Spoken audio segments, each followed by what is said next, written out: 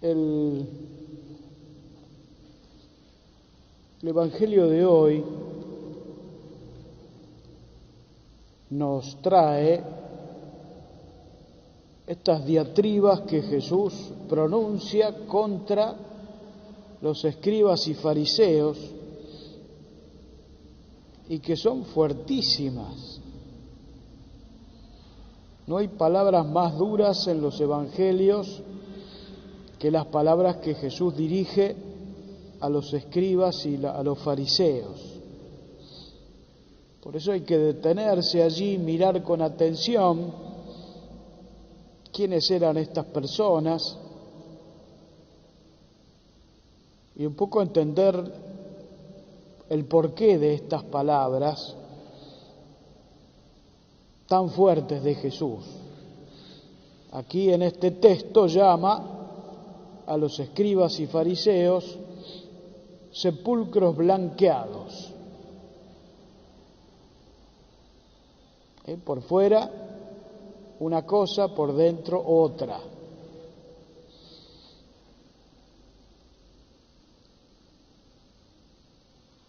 Y los escribas y fariseos eran hombres muy religiosos.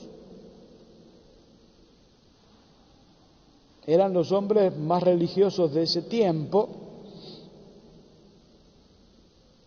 pero si prestamos atención aquí hay un detalle. Jesús se está dirigiendo hacia los dirigentes religiosos de ese tiempo. Pero en tiempo de Jesús estaban también los sacerdotes, los sumos sacerdotes, que eran los que conducían religiosamente al pueblo de Dios, y también los levitas, que eran de la tribu de Leví, una tribu consagrada al Señor y que estaban al servicio del templo. Sin embargo, en el Evangelio de Mateo solo vemos que se dirige hacia escribas y fariseos, no a todos los dirigentes religiosos. Y esto tiene una razón muy importante que debemos saber. En tiempo en que Mateo escribe el Evangelio, ya no existían más los sumos sacerdotes, los sacerdotes, y tampoco existían más los levitas. ¿Por qué? Porque ya no existía más el templo. Había sido destruido por los romanos. Entonces solo quedó en pie en la religiosidad de Israel, quedó en pie solamente, decía, las sinagogas, que son los lugares de culto de cada uno de los pueblos, de los poblados, fuera del templo de Jerusalén. Es decir, el templo ya no existía más, y estamos hablando ya de los años 80, entre el 80 y 90, allí se escribe el Evangelio de Mateo. Entonces quedaban solamente los dirigentes de las sinagogas, que eran fundamentalmente los escribas y los fariseos, especialmente los fariseos.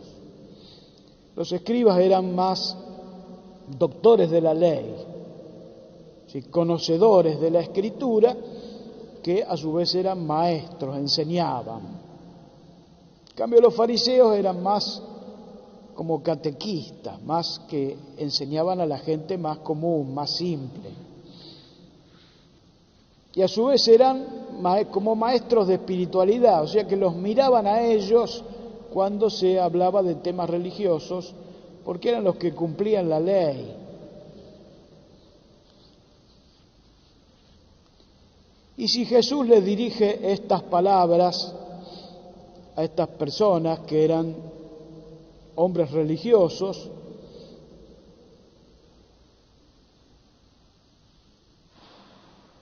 nos deja un poquito descolocados. Nosotros pretendemos ser también personas religiosas. Es decir, que hay en esto un peligro. Las personas religiosas podemos ser fariseos. Es decir, por fuera una cosa, por dentro otra.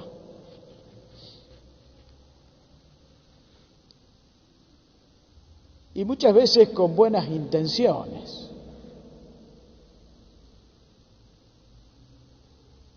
Por eso es muy importante, decía, entrar en este Evangelio, entrar en esta enseñanza de Jesús y tratar de ver qué nos quiere decir. Quiere decir esto: la religiosidad, que es buena en sí misma, puede llevarnos o conducirnos hacia algún lugar medio peligroso,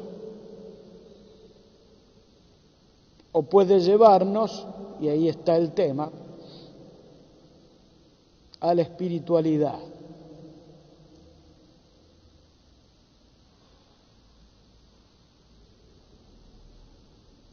¿Qué es la espiritualidad? Escuchen bien. La espiritualidad es aquello que cambia el corazón. Si no hay cambio del corazón, no hay espiritualidad. Así que podemos estar toda una vida siendo personas religiosas, pero no llegamos a la espiritualidad. Cuando digo espiritualidad, estoy poniéndolo como sinónimo de santidad.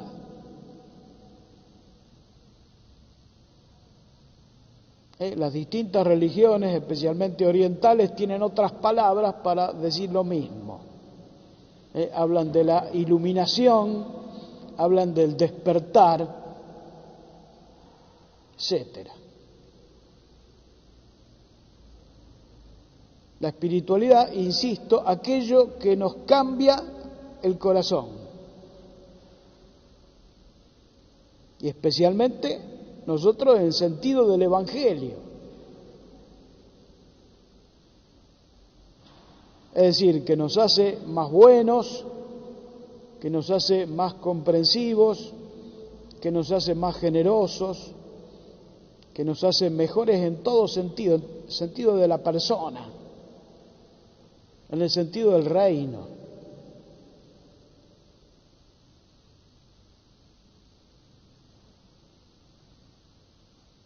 Y hay un problema en esto de la espiritualidad y es este. Eso no lo hacemos nosotros, lo hace Dios. Si lo dejamos. Dios es el que nos santifica. Dios es el que nos cambia el corazón.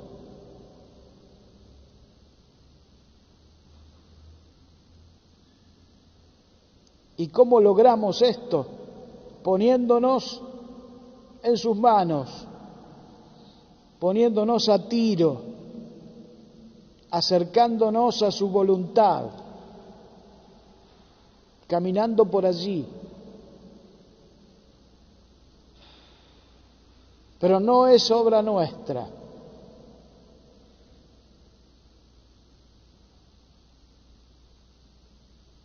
Y nosotros lo vemos claramente, porque quizá hace años que caminamos por el camino religioso y estamos siempre igual, como estancados. O peor aún, cada vez somos peores. Cuando nosotros descubrimos que vamos mejorando en el sentido del Evangelio, es decir, ya no somos violentos, ya vamos dejando las cosas del mundo, de los vicios, de la preocupación por lo inmediato.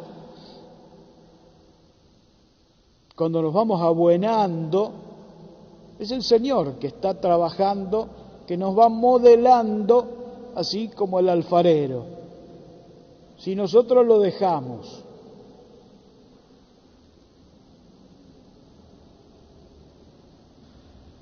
El fariseo es aquel que cree que él, con sus ayunos, con su cumplimiento de la ley, con sus devociones, con su religiosidad, es el que se hace santo. Y es Dios. Solo es Dios. Solo Él es santo. Solo Él es bueno. Cuando Él nos modela, entramos ya en una etapa, en una nueva creación. Dios va modelando nuestro corazón y lo va haciendo como Él quiere.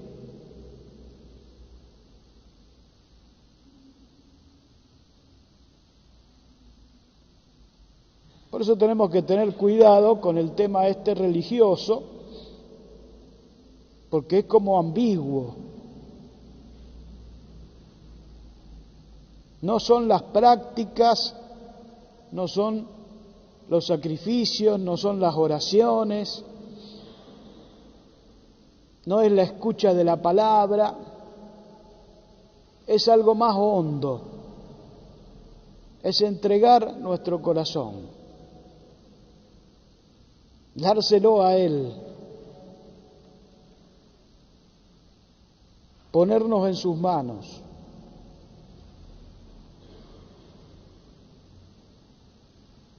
Y desde allí viene algo inesperado.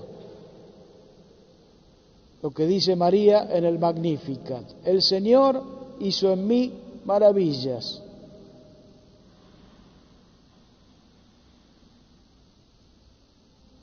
Y lo que vemos en la vida de los santos es más, esa es la verdadera iglesia del Señor.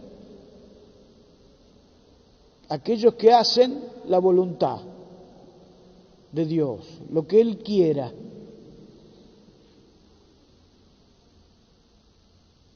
Aquellos que son abnegados, en el sentido de que se niegan a sí mismos. El yo desaparece, es Él. Ya no soy yo, es Cristo que vive en mí.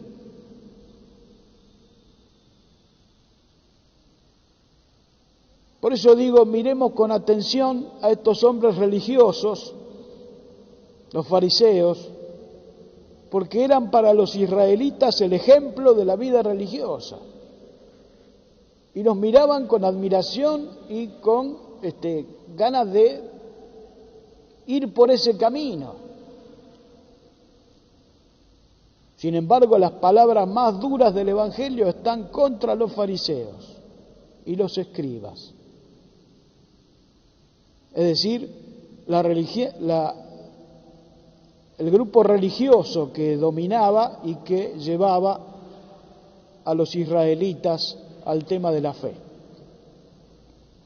Por eso yo quería pedir en esta celebración, en este Evangelio, en este día, que el Señor nos cambie el corazón, nos vaya modelando como Él quiera, nos vaya haciendo. Porque de ese modo nosotros también formamos parte de la nueva creación que Dios está haciendo. Dios está haciendo nuevas todas las cosas y tenemos que formar parte de esa nueva humanidad.